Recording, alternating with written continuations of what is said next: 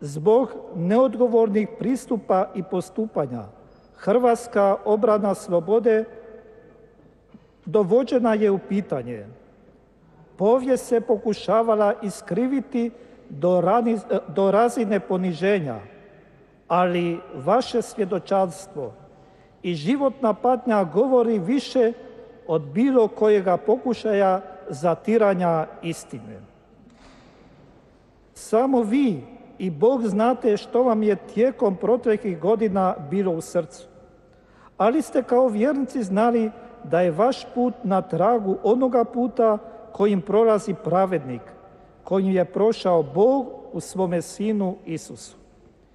I vi ste imali uzore i potporu u onim vjernicima koji su se pouzdavali u Gospodina. Znam da vas je ta žrtva pročistila i unijela novo svjetlo u vaše živote. Zato je znakovito da ste danas u ovoj prvostolnici u kojoj su zemni ostaci nekih od najčasnijih Hrvata, među kojima na poseban način svijetli blaženi Alojzije Stepinac.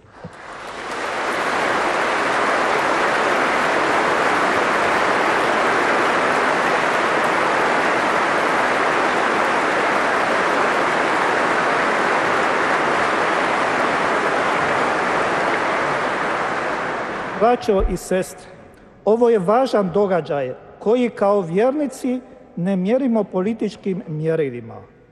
On je važan za naše hrvatsko društvo. On je važan za svakoga tko je ljubitelj istine i želi nositi odgovornost za Hrvatsku.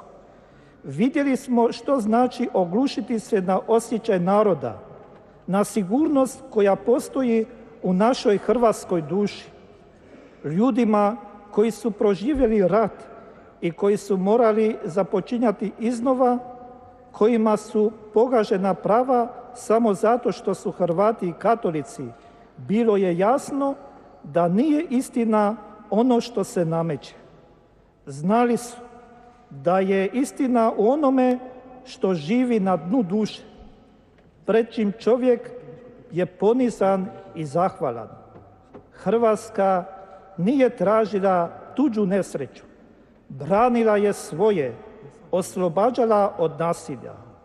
Udaljiti se od naroda i njegova osjećaja rađa tragediju i malodušje. Bog govori nama danas, govori s pomoću života ove dvojice naše braće. Čujemo li to dovoljno glasno? Bog je poslao svoga Sina da bismo imali puninu radosti u sebi. Ako čuvamo pouzdanje u Gospodina, ne trebamo se čuditi što će se na nas dizati oni koji mrze i nas i Boga.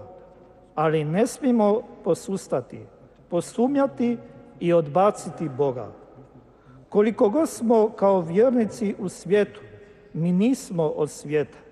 I kada želimo čuti istinu, ne čujemo je ako slušamo samo sebe.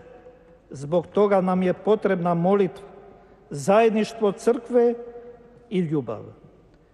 Znati sebe, svoju malenost i svoju slabost prepoznati u Bogu, ali i svoju veličinu po dostojanstvu koje nam je Bog podario. Ta istina oslobađa. Večeras zahvaljujemo Bogu i ponovno molimo za domovinu.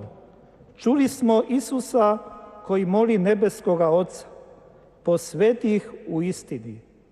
Tom istinom koju smo tražili i svjedočili, tom istinom i sada pristupamo ozbiljnim pitanjima naše domovine. I nije nam svejedno, jer osjećamo da se i dalje pokušava graditi na nečemu što je daleko od osjećaja naroda. Osobito mislim na pitanja o odgoju djece i mladih, o obrazovanju hrvatskih učenika i studenata. Nije nam svejedno kada vidimo da netko želi odmaknuti roditelje od djece i od odgovornosti za njihov odgoj, nametnuti propise i programe koji ne vode k dobru Hrvatske domovine. Braćo i sestre, ovih dana nas povijest upozorava da se ne odmičemo od životnog izvora koji je u Bogu. Onda kada ljudski oslonci padaju, znamo da ostaje sigurnost i uporište u Bogu koji nam ponovno vraća snagu. Dragi generali, hvala vam za svjedočanstvo i žrtvu. Vi se vraćate svojoj domovini. Hrvatska vas i danas treba.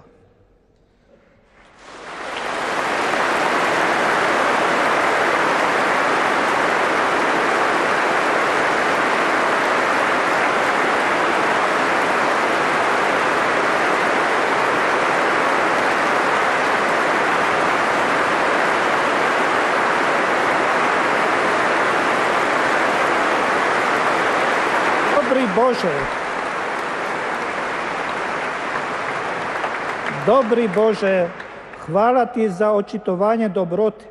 Čuvaj nas uvijek svojom zaštitom. Zagovor presvete Bogorodice i blaženoga Alojzija Stepinca neka vazda prati sav puk hrvatski. Amen.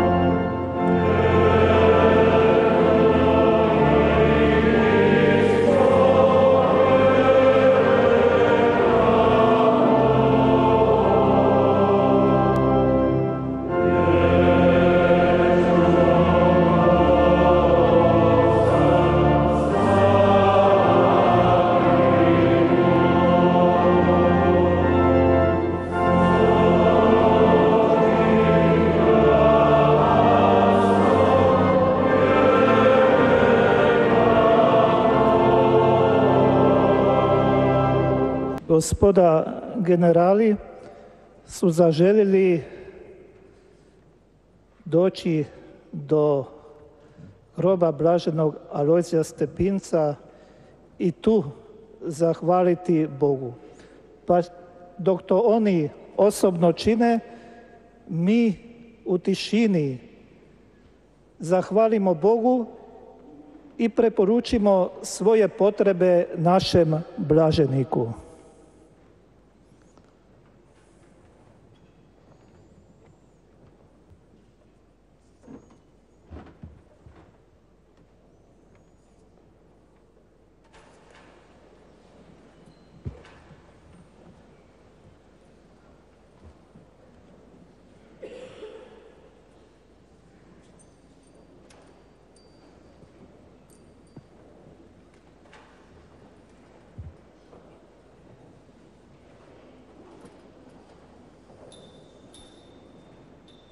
Pomolimo se.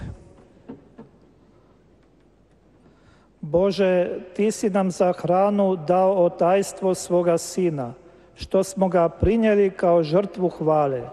Molimo da nas ispuni snagom i radošću, te odanije služimo Tvome veličanstvu i postignemo nova dobročinstva.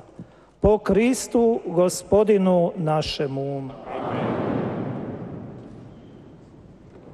Gospodin s vama. Bog svake utjehe ispunio vaše dane svojim mirom i udjelio vam svoj blagoslov. Izbavio vas od svakog nemira i učvrstio vam srca u svojoj ljubavi.